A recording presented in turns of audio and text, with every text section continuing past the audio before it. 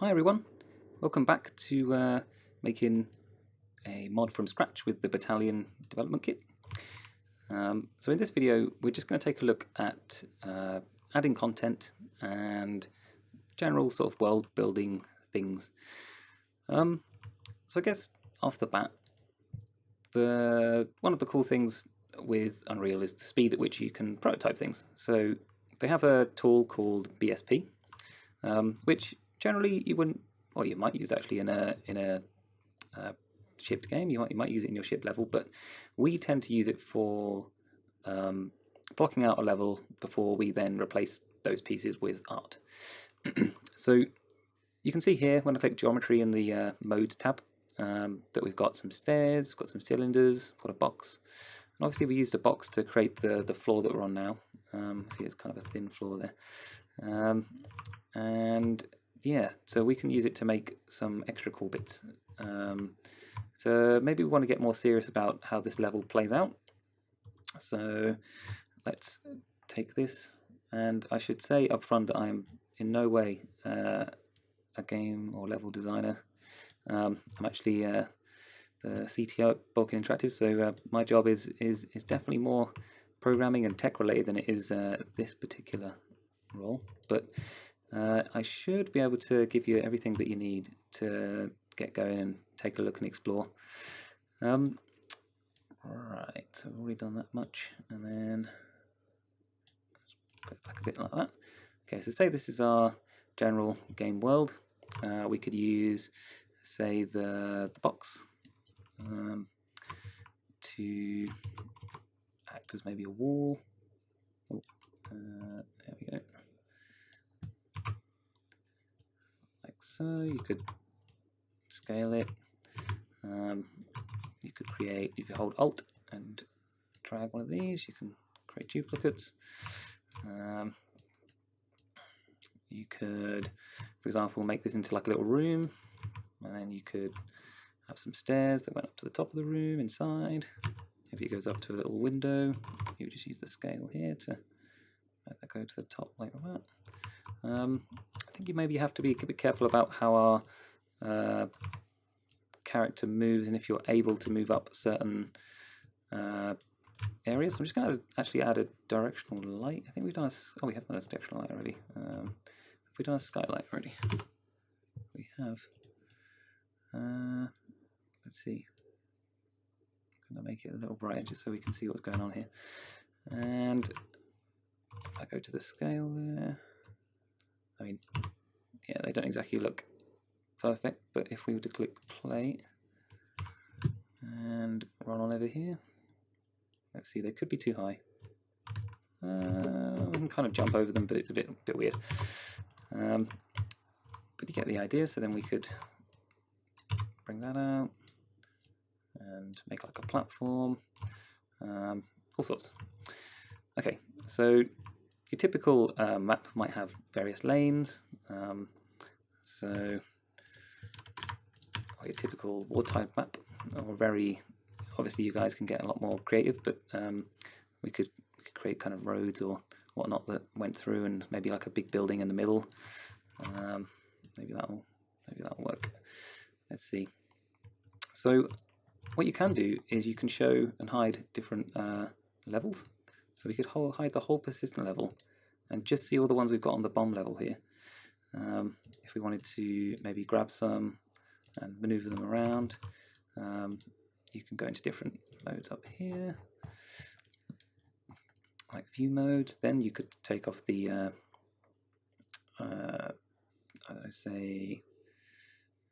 you could take off the persistent level, drag over stuff, and you can move them out of the way while you set up things. I think for us, we'll probably go back to perspective, turn on a persistent level, and grab, maybe push these to the side whilst we do this, and push this over, push that over, and we'll grab our spawn points here, over there,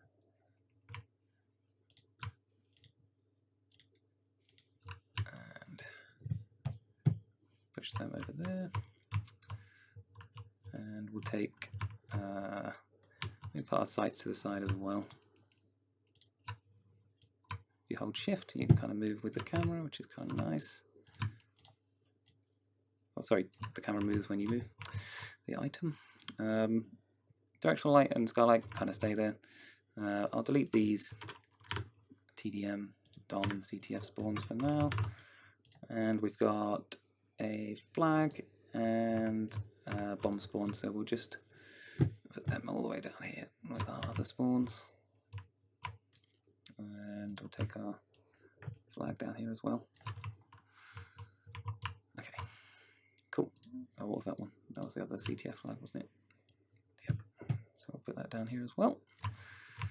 Alright, so let's imagine we've got some kind of building. In fact, this is probably a good time to bring in the building that we have that I wanted to show you as an example of importing content. So next thing I might do is create a folder called art, and I'm going to bring this over. This is some art that I've got some of the guys to just send me over, and I'm going to simply drag it in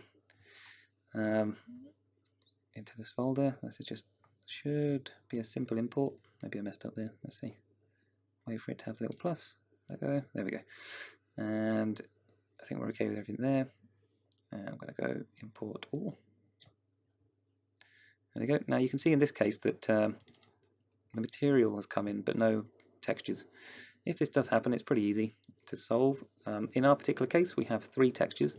One's normal, one is the albedo, and one is the PBR related roughness, metallic, and let's see if I can remember, ambient occlusion. So I'm just going to drag them on in.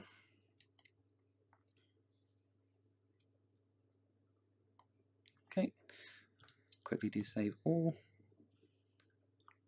I'll tell you what, we'll use this building elsewhere. I think this one I'm about to import might be a good centerpiece, so we'll just put it there for now. And then we'll put this in here, possibly a bit too big, in fact definitely too big, and probably scale it a little bit. There we go. Alright, great. And we know this is the material that it's using, and a cool thing you can do actually is if you have this like this, you can just drag them straight in, get the normal roughness. Great. Delete the old base one, put the albedo strain to base color. We've got normal, put that into normal, and we've got our, I think we've got red in, let's see if I can remember this one. I might have to go and reference. Okay, I definitely know that goes in there. That goes into metallic, and red for roughness. There we go. Great. Okay, so now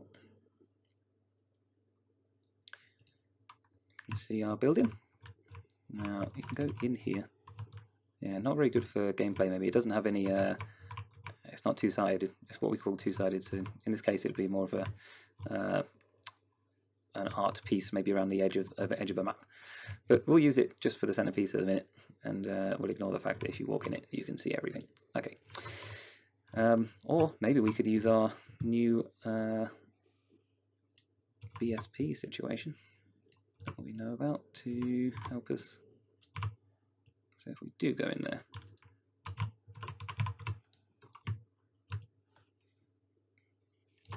okay, it's definitely a fudge, but it will do what we want for now.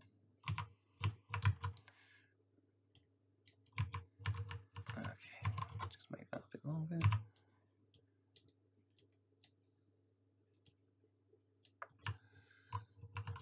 Okay, massive fudge, there we go. Cool. Right, okay, so let's just bring this over here.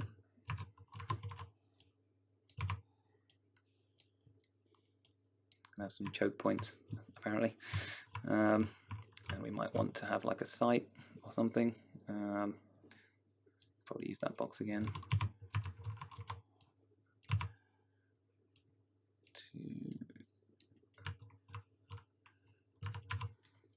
Maybe if we do something like this, blocks it off, but doesn't stop people from getting in there. There we go. And then we would make sure that our site thing is around the site, make sure the mesh is up top. If I can find my site again.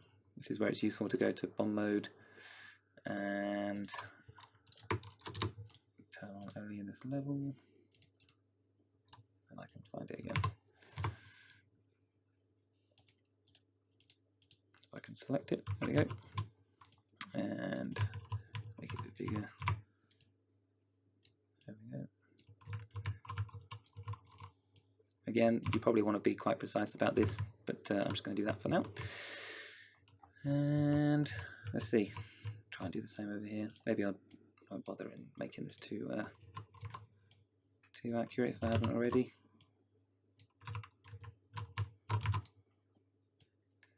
Okay, I've got our little site. Okay, so hopefully get an idea of the bare basics there. I'm absolutely certain that you'd be able to make something a bit more cohesive and sensical. But right, let's get our DOM mode. We can put that over here, can't we? And have our other DOM mode over here too. Although in this case, it's probably a good shout to change that radius to be a lot smaller. So they were going to be 320. We've got B, could easily be in a house.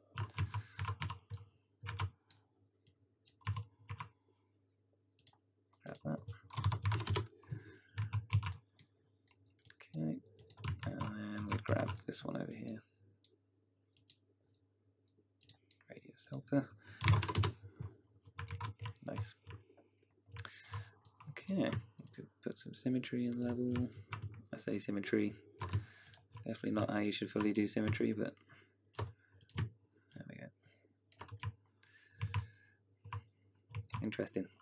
Okay, so now that we've got this, we can, I guess, clean up the rest of the level. So you might want to hide the spawns a little bit, maybe. Keep things behind. Move those up. Remember what I said before about these being initial spawns? And that means we're still going to have to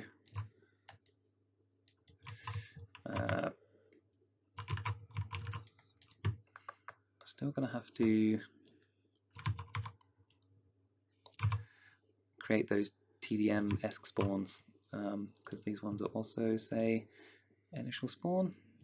So we would go over here, type spawn, battalion player spawn, and just sort of dump them around where you think people might spawn. Someone might spawn inside here. Obviously, well, maybe not there, but oh yeah, and check out that bad size situation. I want to always make sure that's not the case. Oh, I must have it in the wall or something. Right, this is likely due to the mesh, so yeah, it's an interesting caveat. If we went into the mesh, we can see its collision, and it will say bad size on those battalion spawns if you're ever inside a collision. So it may be that that's not a great place for this spawn to be. It might not allow us to spawn. I would be surprised if that was the case, but for now we'll just leave it in there and see what happens. Yep, so we could keep putting them around. Okay, cool. So imagine you've made your little level. Oh, big level actually. And worth noting that you obviously can get creative with the landscape tool. So you could create something there. So we can go create. Hopefully it doesn't take too long. Okay, cool. And then you could apply some raising. I'm not going to do too much here, but you get the idea. You can do what you need. Okay, and then probably worth noting that we had that box underneath. Try and always do an optimization pass on a level if you can. So in this case I would delete that because I now have a floor that's terrain instead. Although BSP in this case is extremely lightweight, so yeah, we didn't necessarily have to do that, but it's good to have clean maps. It's good to check all your collision, check various things.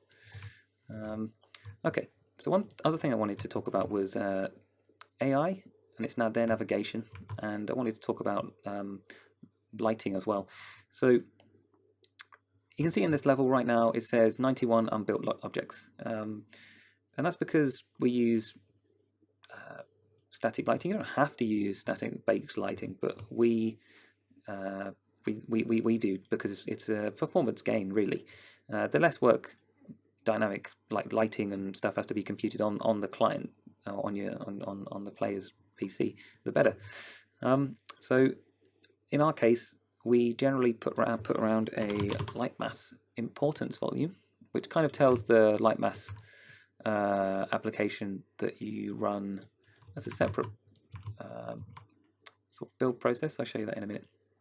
It tells it where to put most of its efforts. So if you have created a big map, you don't end up trying to light areas outside your map. Okay, so I think that's pretty much covering everything. Looks like it. You can also probably be best to do this. Yeah, we can pretty much see it's over everything. So now we've got that in place, I'm going to save. And what you can do, if I double check the directional light, take this. So you can see that if I change this to level, oh no, it is on. I just wasn't on. There we go. Yeah, cool. We can switch that back to the current level. And this directional light, you can see it says stationary. Now, if we put it to movable, you can see how we don't have to bake any lighting anymore because we're telling Unreal that we want this to be a dynamic light, and anything that moves in it would be casting shadows if that object is set to cast shadows, and we'd want that to happen in sort of real time. So you could have shadows moving on the floor depending on what, maybe you had a door that moved or something dynamic, and yeah, you'd see the shadow move. But in our case we want it to be stationary, and that means that it tells us, oh, you need to bake some light in. So to do that, you go to build, you check your quality. So right now it's set to preview. I'll probably leave it there because I want to show you how this works. So go to build lighting only, and it's the first time I'm running it through these tools, so we have to allow access. Worth noting that at the studio we have a kind of a build farm, a set of very powerful PCs that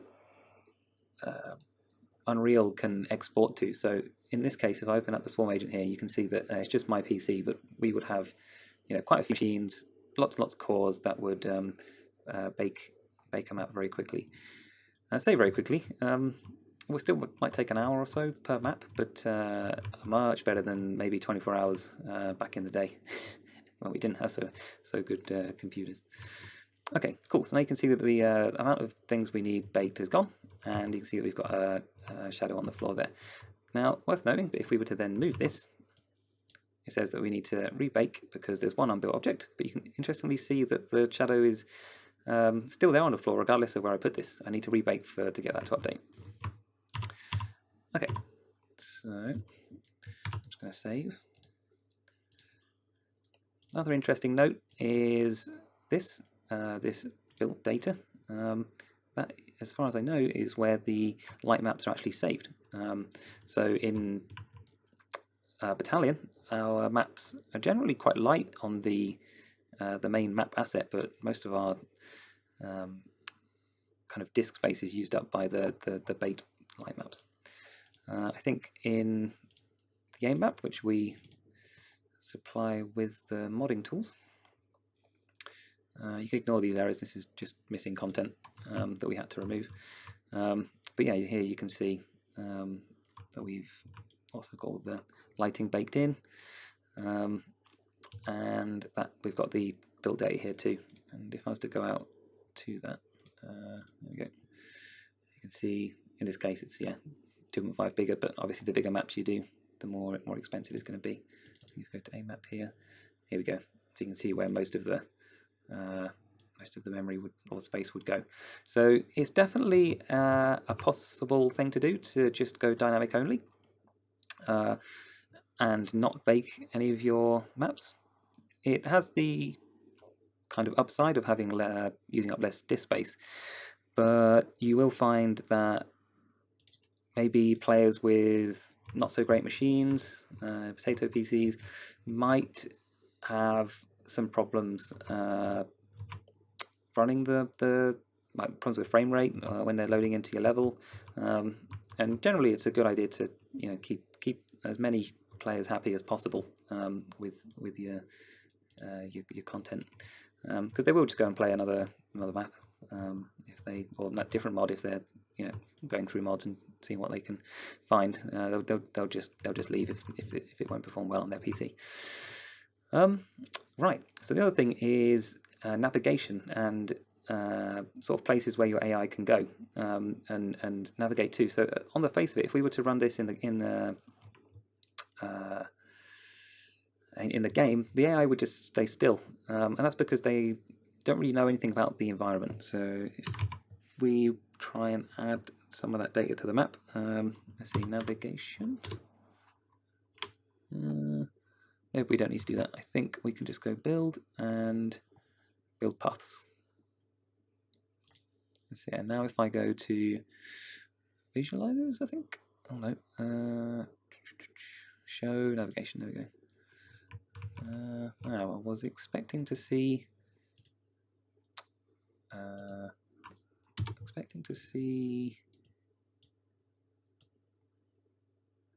Here we go. I think we might have to put these nav mesh bounds in. Yes, okay, cool. So we will go top down and scale just like we did with the light mass. Oh, you can see it build out there. And we can